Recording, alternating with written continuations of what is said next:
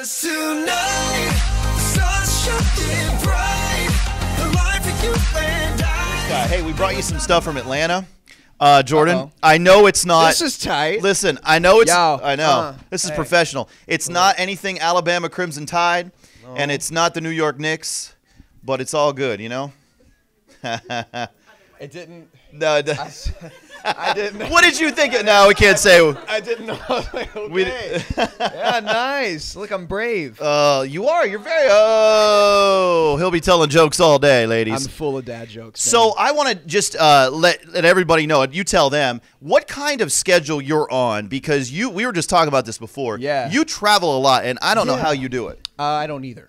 Yeah, I can imagine. No, like the grace of God and sleep and water and food, and that's pretty much it. Like you just kind of you have to make good choices. I mean, this is week 8 of an 8-week-long radio tour that has sent me all over America, multiple cities a day, sometimes multiple flights a day, sometimes multiple states a day. Yeah, doing 2, 3, 4 shows a day. Just kind of that's amazing. Yeah, I mean, I'm grateful. I'm grateful that as a new artist, like this is well, new artist, you know, but this is this is the beginning, and it's cool that it's at this kind of capacity. Talk about preparation too, because from being an actor, I don't know if it's any different than being an artist. What kind of stuff do you go through? A schedule? Well, you already talked about a schedule, but stuff. I mean, it's kind of the same thing, but not.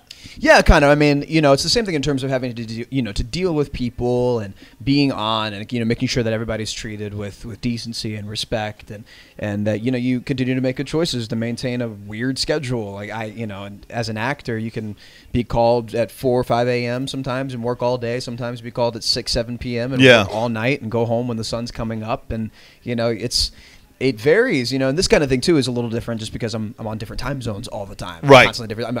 When I'm hungry, I eat. Mm-hmm. When I'm sleepy, I sleep, and that's just kind of the best way to You kind of have to do that, right? Definitely. Okay, let's just talk about Grease Live really quick. Let's do it. How cool was that experience itself? Because that was a pretty unique experience. Yeah, dude. I mean, Julianne Hough's not difficult to look at. Neither is Vanessa. Yeah. I mean, right. It was a really solid just group of people. It was a great cast, and we all loved Grease. We all loved the show, the content, the music, the choreography. Like we all grew up loving it, and we got to do it, for the world and do our version of it, which was, now, unreal. Did you prepare any differently? Because it's kind of a unique experience. It's kind of a unique thing going on. 100% live. Yeah. So you was there any mess up. Now, do you ever get nervous for anything performing? I get excited. Do you? Nervous to me means you want it to be over, and I do what I love, so I never really want it to be over. You know what I mean? So excited is, I think, more of the word that I like to use, just because it's, I can't imagine myself doing anything else. So going into Grease, for example, I mean, we had 9 weeks of preparation. We were rehearsing 10 to 7 every day, and then the last couple of weeks we were rehearsing like 9 to midnight every day. My word! And it was wow. It was a lot, but I mean, we had 3 hours to put the show on that already had a lot of pressure on it because it was 100% live for 3 hours, and it was where the source material is concerned, dude, it's Grease. Everybody knows it. Everybody, and it wasn't broken, so we didn't need to fix anything. It's just kind of a matter of doing it and hoping that people liked it, and thank God they did, because it could have gone just as poorly as it went well. Yeah.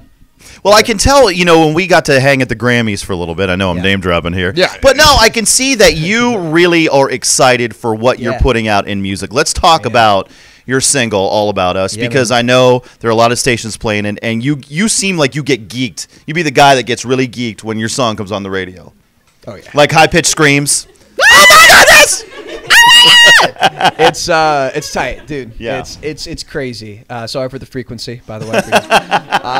It's tight, man. I mean, I don't think as an artist you could ever get tired of hearing your song on the radio. I mean, it's such an intimate thing. I grew up listening to the radio. I grew up listening to like my DJs that I love, listening to growing up in Birmingham and in LA. Yeah. I mean, and the idea, I think, of people being at a restaurant or being in a car on their way to work or like walking around a hotel or an airport and hearing songs, even though like subconsciously they're not even really paying attention to it, but hearing the song and knowing the melody and like learning the lyrics just kind of over time. It's such an intimate thing. Yeah. And I think that my introduction to radio kind of it means a lot to me to be able to be in a car and hear my song, knowing that other people are listening to it as well, and they're hearing my message, they're hearing what I want to put out as an artist. And I think you do a great job. I want to hear the high pitched scream one more time. Oh, you do it really well. Scared her out there. Sorry. Hey, tell us what you miss about the South, Jordan. I mean, the food. Yes. Okay. If you go home, what is the first or what's the meal you want to eat? Oh man. Well, I'm lucky because home is LA and my Right. family moved there. Right, that's so true, like right. I can go to my mom's house and she will cook me Yeah. a nice like Southern meal, which is awesome. Yeah, that's the They best. only live like 10 minutes from me, but if I, this is my first time back in the Southeast in a while, in Mm-hmm. like a few years. So I saw McAllister's. I went to McAllister's Yeah, yesterday. yeah. And I saw Zoe's Kitchen, but I had an incredible meal last night. Amy, what was the restaurant that we went to last night? South City. Yes, in Freaking Vinings. Kitchen. Yes. South City. Wait, really? Yo. Oh, it's really good. They have one by my house. Yeah, Bro. I know. I had this ridiculous fried chicken, collard greens, and Yeah. cornbread. Could you imagine if they had an all you can eat buffet there? That would be Dude, great. Oh my god, it was insane. Like, just real good, like Southern food. The girls are great too.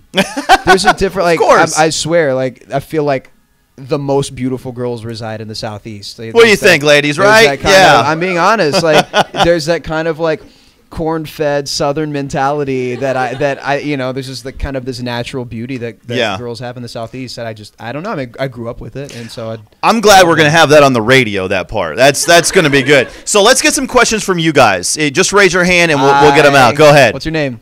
Nicole, Hi, Nicole. who was the biggest prankster in Grease Live? Oh, Carlos Pinavega.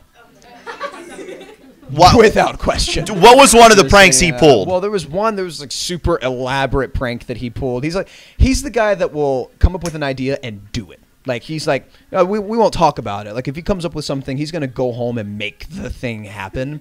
And he and his wife Alexa Pinavega. If you guys watched Spy Kids, like that's like Carmen, which is crazy. And it was Carmen Vega. Right. Alexa Vega. Alexa Vega, and they yeah. got married and merged their last names. Like, is that not It the is. cutest thing Whoa. you've ever heard? That's insane. So I feel like I had the coolest dressing room. It was like right at the end of this hallway. I could walk outside and go straight to my car, and it was great. And he was a couple of doors down and started changing my name with David Del Rio, who played Putsy in the show. So he started changing our name tags, and I was like, David, stop. He goes, bro, I swear I'm not doing it. And when David says I swear I'm not doing it, it's the truth. Love your tattoo, by the way.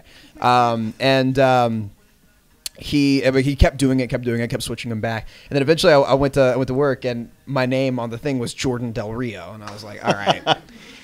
All right, so know. this isn't an accident. Somebody's doing this, and it's Yeah. and I'm like, I know it's Carlos, and he's like, dude, I swear I didn't do it. Like that's how he talks. I wish So convincing. I wish you knew him, dude. I swear, and everything. I didn't do it. I didn't do it. And he did this for weeks, and then it went from David Del Rio to Jordan Del Rio to Nadraj Resef, which is Oh, my like gosh. some weird Yeah. anagram of my name, and then they got to the very end of the show. We wrapped the show, and he goes, bro. I was like, you did it. And he goes, yeah, I did. Yeah. I did do it. I did it. It was- But it he was- thinks it that was you great. didn't know the And I'm entire like, time. I know. Like I just left the sign. I just Yeah. stopped doing anything with it. And Oh, he was that's like, great. stop moving the sign. And I was like, yeah, because like everyone knew it was my room, and my name was Nadraj Resef. That's It's the best. not- I don't even know how you spell that. How about we do another listener question? Awesome. Who else has one? Hi. What's your favorite tattoo? What's your name? Mari. Hi, Mari. Nice to meet you. My favorite, I have a big hit piece too. My favorite's probably my Big Ben here. Whoa. This is gonna be the time of my first kid's birth when that happens. Look at you being all sentimental, I mean- Jordan. So, but this is important that you really love family. You're posting Yeah. a lot of pictures of your family. Yeah. Yeah, look at that. Even Family get is what it's tattooed. like. You can't. Do- Yeah, they're the best. Do you consult them on when you're doing a project? Say, how'd I do, or what should I do? Do you ever talk to them about? Yeah, because I'm the only creative in my family. I'm the only person that like went into art in general, dance, music, acting, whatever the case is. And and I appreciate their opinion because they're the listeners or Yeah. they're the watchers, and I get to speak to them and know kind of how they feel about the things because it's kind of a general average of what the rest of America or the world would think if they. And how much do you miss your dog on the road? Because we did talk about this. You can tell Jordan is very sentimental about this. My dog is my child. Sora is he's my son. He's my baby boy. He's my four-legged everything. Yeah. And I mean, I don't know. He has slumber parties with my little brother and my nephew, and he has 3 girlfriends he gets to hang out with. Oh, excellent. Do you screen the girlfriends? No, I mean they're my my folks. I mean they don't let him have anything. Yeah. Like, he tries to get a little nookie here and there, and that doesn't happen. Doesn't work. Doesn't work with Jordan. Out, yeah. So what we're thinking is, I'll get out the way, get your guitarist in here. Yeah, Nicholas. And play a little. You sound good, ladies? You want to hear Jordan play? Yeah, Perfect. All right, let's tight. get him in here. Sweet. Tonight.